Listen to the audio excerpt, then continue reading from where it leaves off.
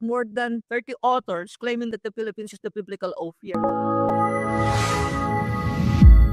You did a book, you made the research, and nakita mo na Philippines is the land of Ophir. Are there any scholars that you have encountered wherein it has the same discovery as you had? Na ito talaga si land of Ophir. And the problem is, it's not out there. Yung data, wala yung document. But there are a lot of historians, people really talking about Philippines is Ophir. Yes, there are a lot po na na-discover ko sa mga books. Katulad po ni yung books po ni Paterno na he also claimed that the Philippines is also the biblical Ophir. Then I suddenly read a lot of books coming from the historical books naman from Duarte Barbosa diary, and it's been a book now known as the Libro de Barbosa.